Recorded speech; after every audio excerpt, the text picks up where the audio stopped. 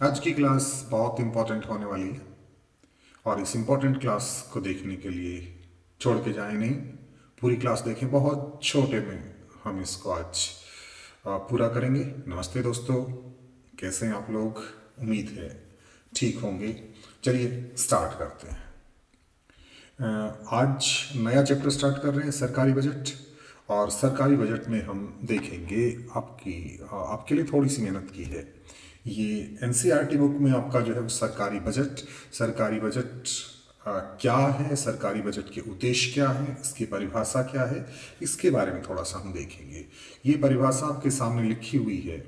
ये परिभाषा लिखी है कि सरकारी बजट एक वार्षिक विवरण है, आय व्यय का ब्यौरा है, जिसमें सरकार एक वित्तीय वर्ष, किसमें एक वित्तीय वर्ष का मतलब अगर हम इंडिया के लहजे से देखें तो 1 अप्रैल से हमारा वित्तीय वर्ष स्टार्ट होता है और कहाँ खत्म होता है बेटा? 31 मार्च को। याद रखना, ये छोटा सा प्रश्न पूछा जाता है कई बार कि हमारा वित्तीय वर्ष कब प्रारंभ होता है, कब खत्म होता है। तो हमारा जो फाइनेंशियल ईयर है वो 1 अप्रैल से स्टार्ट होता है, 1 अप्रैल से स्टार्ट होता है, 31 मार्च को खत्म हो जाता है। कहने का मतलब सरकार एक वित्तीय वर्ष के लिए अपनी अनुमानित प्राप्तियां, याद रखना ये प्राप्तियां अनुमानित होती हैं, कोई भी एग्जैक्ट नहीं होता बजट में कि इतना ही करेंगे, अनुमानित होता है और वे भी अनुमानित होता है। तो आगामी जो वित्तीय वर्ष है, जैसे आपने देखा होगा फरवरी के लास्ट डे जो है वो बजट पेश किया जाता है। तो अभी जैसे फरवरी में बजट पेश किया गया, फरवरी 2025 में वो बजट पेश किया गया किसका? कि 1 अप्रैल 2025 से लेके 31 मार्च 2026 तक का। ये सारी अनुमानित आय और व्यय, कितना पैसा कहाँ से आएगा, कहाँ को जाएगा, कहाँ से खर्च करना है, किस प्रकार का पैसा खर्च करना है। साथ में पिछला जो वित्तीय वर्ष गया, पिछला वित्तीय वर्ष कौन सा गया? 2024-25 गया। 2024-25 में, सॉरी, 2024-25 में हमारी उपलब्धियां क्या रही? पिछला बजट जो है वो अच्छा रहा, नहीं रहा, उस बजट को हमने पूरी तरह से लागू किया कि नहीं किया, जो बजट पेश किया था उस पर कितना खरा उतरे, वो भी इसमें बताया जाता है बजट भाषण में। बजट भाषण कौन देता है? अगर हमारे देश की बात करें तो देश के वित्त मंत्री जो है बजट भाषण देते हैं सामान्यतः। तो ये चीज़ हमें देखनी होगी। और ये जो पिछले साल का है, पिछले वित्तीय वर्ष का है, उस पर थोड़ा सा ये कह सकते हैं कि इस पर ज़्यादा फोकस नहीं किया जाता। फोकस किस पे किया जाता है? फोकस किया जाता है आपके आगामी वर्ष का जो प्लान है, आगामी वर्ष में कितना पैसा खर्च करना है और कितना पैसा प्राप्त करना है। ये सरकार की आर्थिक नीतियों का प्रतिबिंब होता है। ये आपका सरकारी बजट है। सरकारी बजट के दो मुख्य भाग हैं। बेटा जी देखना बहुत इजी है, बहुत फास्टली और छोटी सी क्लास में बहुत इंपॉर्टेंट। आप चाहे किसी भी कंपटीशन एग्जाम में जाएंगे या एनसीईआरटी में जाएंगे या सीबीएसई में जाएंगे, कहाँ भी जाएंगे, वहाँ पे ही आपको ये चीज़ मिलेगी। आप भले ही इकोनॉमिक्स के बच्चे नहीं हैं, अगर इकोनॉमिक्स के बच्चे नहीं हैं तो भी आपको जो है कंपटीशन एग्जाम के लिए बहुत इंपॉर्टेंट होने वाली है ये चीज़। ये हर जगह पूछा जाता है कि दो पार्ट हैं, there are two parts of government budget. First is revenue budget या राजस्व बजट। राजस्व बजट के दो भाग हैं। इन राजस्व प्राप्तियों, राजस्व व्यय, पूंजीगत प्राप्तियों, पूंजीगत व्यय को डिटेल से आगे करवाने वाला हूं। यहाँ पे मैं केवल संक्षेप में बता रहा हूं कि राजस्व बजट के दो पार्ट, राजस्व प्राप्तियां और राजस्व व्यय। इसी प्रकार पूंजीगत बजट, जिसको हम कैपिटल बजट कहते हैं, इसकी भी दो पार्ट्स हैं। There are two parts, capital receipts and capital expenditure, पूंजीगत प्राप्तियां और पूंजीगत व्यय। ये सरकारी बजट के दो भाग हैं। समझ में आई बेटा जी बात? राजस्व बजट किसको कहते हैं? डेफिनेशन यहाँ पे बता रहा हूँ, संक्षेप में यहाँ पे बता रहा हूँ, इसकी एक डिटेल क्लास लेने वाला हूँ बेटा, ध्यान रखना। राजस्व प्राप्तियां जो हैं, ये वाली राजस्व प्राप्तियां क्या कहते हैं? राजस्व प्राप्तियां वो प्राप्तियां होती हैं जिनमें दो मुख्य गुण होते हैं। एक तो जिनसे लायबिलिटी नहीं बढ़ती, देनदारी नहीं बढ़ती, यानी वो प्राप्तियां। आपने टैक्स प्राप्त किया, गवर्नमेंट ने आम जनता से क्या लिया? टैक्स लिया, गवर्नमेंट एम्प्लॉय से या किसी भी प्रकार का टैक्स, चाहे वो डायरेक्ट टैक्स है, इनडायरेक्ट टैक्स है, कैसा भी टैक्स है। बाद में डिटेल से हम पढ़ने वाले हैं कि डायरेक्ट टैक्स क्या है, इनडायरेक्ट टैक्स क्या है, वो सारी चीज़ हम पढ़ेंगे। लेकिन मैं फिलहाल बात करूं कि टैक्स की कि टैक्स से प्राप्त। अब मुझसे टैक्स लिया, आपसे टैक्स लिया, तो उस टैक्स के बदले में जो है ना, सरकार की कोई भी लायबिलिटी जो है वो बढ़ी नहीं, है ना। और ना ही सरकार की संपत्तियां जो है वो इससे कम होती हैं, कोई एसेट्स कोई इससे कम होने वाले नहीं है, कोई परिसंपत्ति बेचने की जरूरत नहीं पड़ती या परिसंपत्ति घटती नहीं है। यानी टैक्स दिया दिया, ब्याज है, फीस है। इसमें दो प्रकार के कर और टैक्स एंड नॉन टैक्स, वो डिटेल में बात करेंगे हम। राजस्व व्यय, राजस्व व्यय यानी खर्चा करेगी सरकार। इसमें किस प्रकार का खर्चा, ये रेवेन्यू एक्सपेंडिचर है। कौन सा एक्सपेंडिचर है बेटा, रेवेन्यू एक्सपेंडिचर है। अब रेवेन्यू एक्सपेंडिचर है तो रेवेन्यू एक्सपेंडिचर में इसमें भी जिसमें दो विशेषताएं होती हैं, दो कैरेक्टरिस्टिक्स होते हैं, उनको रेवेन्यू एक्सपेंडिचर कहते हैं। कि पहली विशेषता जिससे संपत्ति नहीं बनती, असेट नहीं बनते, और दूसरी देनदारी कम नहीं होती, इससे देनदारी घटती नहीं है। कहने का मतलब वेतन दे रही है, वो सारी चीजें जो कर, ब्याज और शुल्क है वो ले रही थी सरकारें, ये क्या रही, दे रही है। पेंशन दे रही है, ब्याज का भुगतान गवर्नमेंट कर रही है। ये आपका राजस्व बजट है।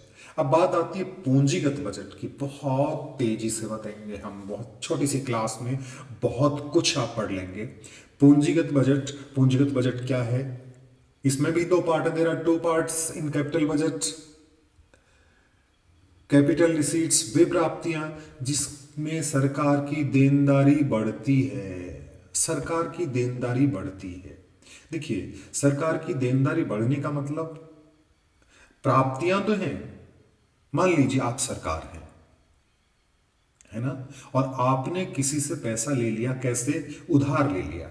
अब उधार ले लिया तो आपकी देनदारी बढ़ी कि नहीं बढ़ी, लाइबिलिटी बढ़ी कि नहीं बढ़ी, आपको देना पड़ेगा ना भाई। 6 महीने का करार किया तो 6 महीने में, 12 महीने में, 5 साल में, जब भी आपने वहां पे वादा किया कि भाई इतने टाइम में दे तब देंगे, इसका मतलब लायबिलिटी बढ़ी है। या फिर संपत्ति घट गई कि आपके पास शेयर थे या आपके पास कुछ और चीज थी, वो आपने बेच दी। अब उस बेचने से आपके पास पैसा आया, यानी प्राप्ति तो हो गई, लेकिन आपसे की संपत्ति क्या हो गई बेटा, घट गई। इसलिए इस प्रकार की जो प्राप्तियां हैं वो पूंजीगत प्राप्तियां कहलाती हैं, कैपिटल रिसीट्स कहलाती हैं। समझ में आ गई। उदाहरण, ऋण लेना, संपत्ति बेचना, बहुत डिटेल से पढ़ेंगे इसको हम। दूसरी बात है पूंजीगत व्यय। पूंजीगत व्यय का मतलब वे व्यय जिनसे संपत्ति बनती है।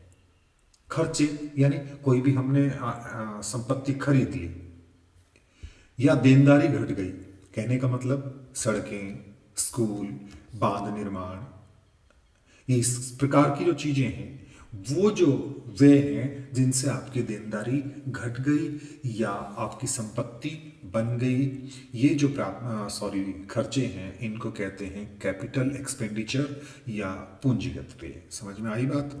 अब बात आती है सरकारी बजट के उद्देश्य।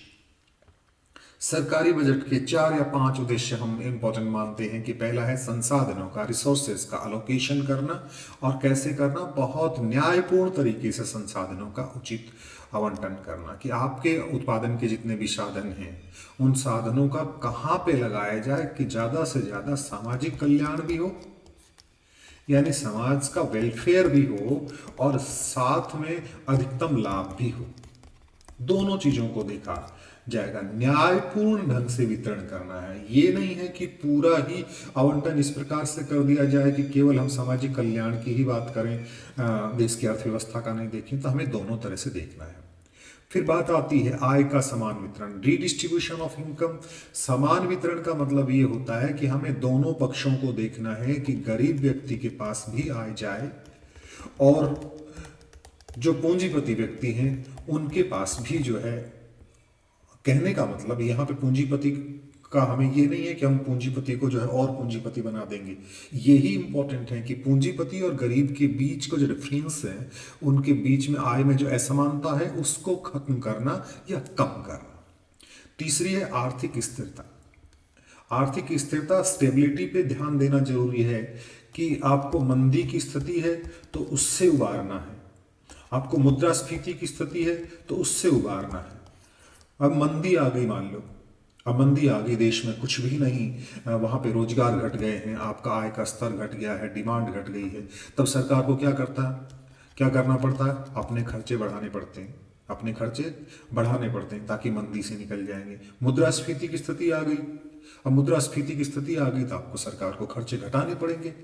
तो आर्थिक स्थिरता जो है सरकारी बजट का उद्देश्य है, और सरकारी बजट का एक उद्देश्य है आर्थिक वृद्धि करना, इकोनॉमिक ग्रोथ करना, and last one is employment generation. ये भी आपके सरकारी बजट के उद्देश्य हैं। और ये जो सरकार बजट पेश कर रही है, ये हमारे संविधान के अनुच्छेद 112 के अनुसार, कौन से अनुच्छेद में लिखा है संविधान में ये बजट पेश करना, इससे रिलेटेड जो है ना 112, 113, 114, 115, इसमें भी सब में बजट की बातें हैं, लेकिन जिसके अंतर्गत ये पेश करती है सरकार, बजट पेश करती है, एनुअल फाइनेंशियल स्टेटमेंट पेश करती है, दैट इज आर्टिकल 112, और यही सरकारी बजट है। दैट्स ऑल फॉर आज के लिए, इतना ही, और देखेंगे फिर कभी, मिलते हैं बहुत जल्द। Bye bye.